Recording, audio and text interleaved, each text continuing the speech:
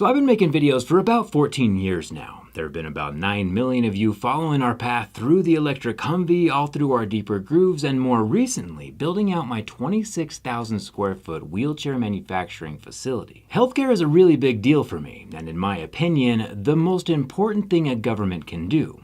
If not to protect and take care of its citizens, what is the point of government at all? Even freaking Thomas Jefferson, one of our founding fathers, said an attention to health should take the place of every other object, while advocating for free distribution of the smallpox vaccine at the same time. The idea that healthcare should be very inexpensive has been around for a very long time. And this might come as a surprise, but right now in the United States, thanks to the Affordable Care Act, more Americans have health insurance than at any point in history. The problem is, and this is a huge problem, we have an election right now where one side wants to expand on the Affordable Health Care Act and one side wants to disband it entirely. I know this is about American issues, but the consequences of our elections have ways of trickling throughout the rest of the world. Which, you know me, I'm not opposed to hearing new ideas and new plans, and I agree that the US healthcare system is far from perfect, but getting rid of the ACA entirely without a replacement plan in place is going to let Americans suffer, struggle, and even die in very undignified ways and places. The contrast between our two candidates for this election is night and day. One side, Vice President Harris wants to expand the Affordable Care Act to include home hospice. Dying of old age in your own home while not going bankrupt is probably the most dignified way you can go. And on the other side, when 78-year-old Donald Trump was asked what his healthcare plan is, after 9 years of campaigning for president, his answer was, "I have concepts of a plan." Take a listen. So just a yes or no, you still do not have a plan? I have concepts of a plan.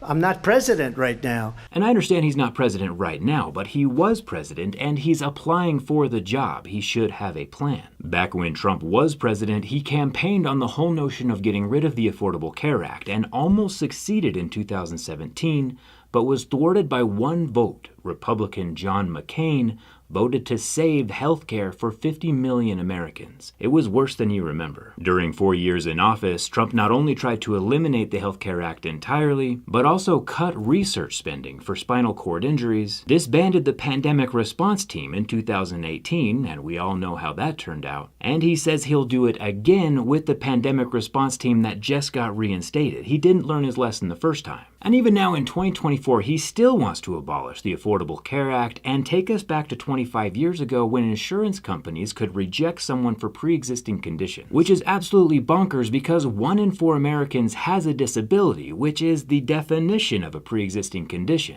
I have my own opinions on why Trump is actually running for president, but it is for sure not to help out people who need help the most. He's playing games, making fun of people's looks, weights, and abilities, and there's nothing manly about that. Getting rid of the Affordable Care Act without a replacement plan in place ready to go would be catastrophic on a level we've never seen for 50 million real Americans. And not so fun fact, the United States is the only high-income country that does not have some form of universal health care. And is the only country where one side is trying to get rid of what little health care we do have. And keep in mind, I'm no expert, and neither is Vice President Harris, but anytime she's asked a question where she doesn't have the answer, she surrounds herself with a team of people, both Democrat and Republicans, who do have the answers. She surrounds herself with experts, which is exactly what I would want the leader of the free world to do, and most importantly, she has a plan. Tim Walz also has a son with a nonverbal learning disability and knows firsthand what living with a disability is like, and will be an excellent advocate. And I'm not just going off of what Kamala Harris says she's gonna do. The Biden and Harris administration has accomplished quite a lot, capping insulin payments at $35, signing the Parkinson's Act, and making healthcare part of regular healthcare plans. Not to mention launching the Cancer Moonshot, which is the most aggressive cancer research and elimination campaign that the United States has ever seen. And I'm a huge fan of her plan to include home care for the elderly in the Affordable Care Act. Especially as all of our parents are getting older,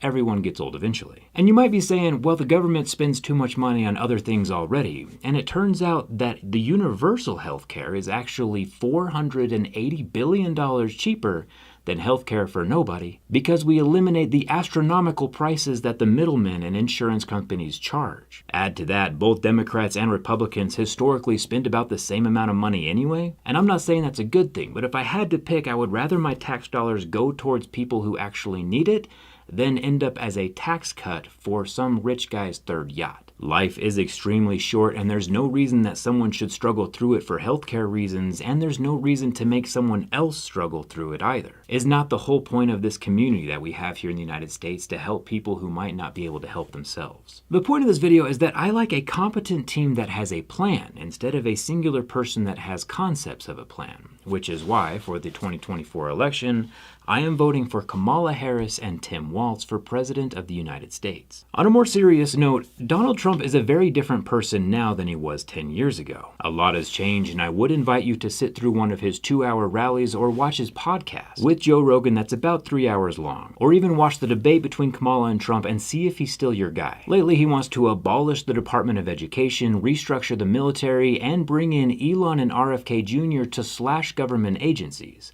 which is new. And another not so fun fact, Argentina did the exact same government slashing agency thing, and their inflation is up 200%. This is recently, not 2% like the United States right now, 200%.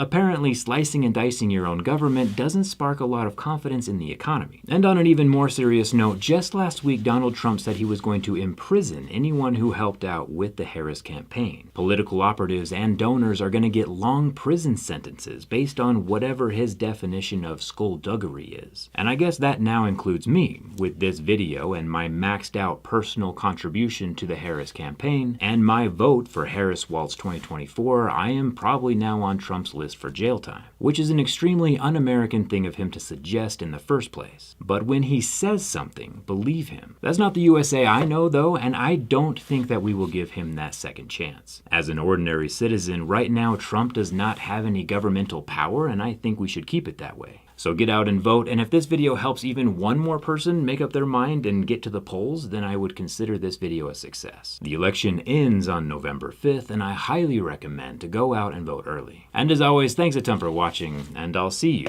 around.